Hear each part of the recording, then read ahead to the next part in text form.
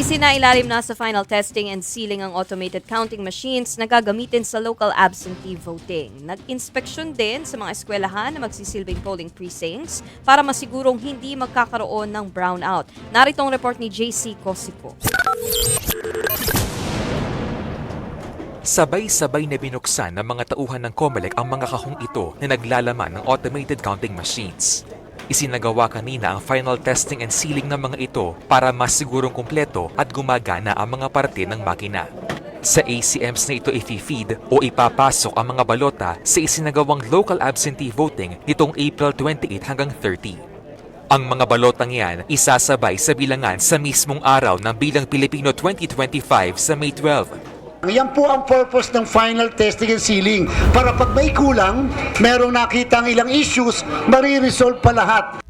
Sa ngayon, patapos na ang final testing and sealing ng ACMs sa 94,000 na presinto sa buong bansa. Ilang araw bago ang eleksyon, 30 guro sa Cotabato at BARM ang umatras at hindi na makakapagsilbi sa halalan.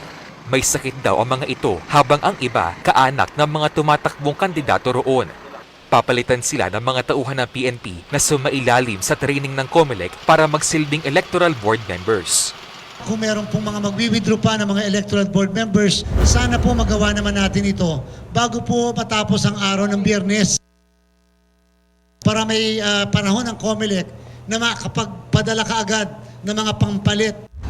Sa ngayon, isinailalim sa COMELEC control ang mga bayan ng Buluan sa Maguindanao del Sur at Dato Odin Sinsuat sa Maguindanao del Norte dahil sa insidente ng karahasan na may kinalaman sa eleksyon. Inirerekomenda namang maisailalim sa COMELEC control ang bayan ng Rizal sa Cagayan matapos patayin sa pamamaril ang alkalde roon.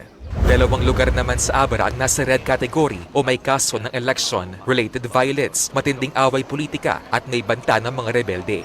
Kabilang dyan ang mga bayan ng Pilar at Bangged kung saan may nasunog na voting center. Nanindigan ng COMELEC na sa eskwelahan pa rin gagawin ang botohan doon. Ininspeksyon naman ng Meralco ang Pinagbuhatan Elementary School, ang isa sa mga polling precincts sa Pasig. Inaasahang boboto rito ang nasa 11,000 botante. Pinalitan na ang mga bumbilya sa mga classroom at pinadagdagan na rin ang mga electric fan.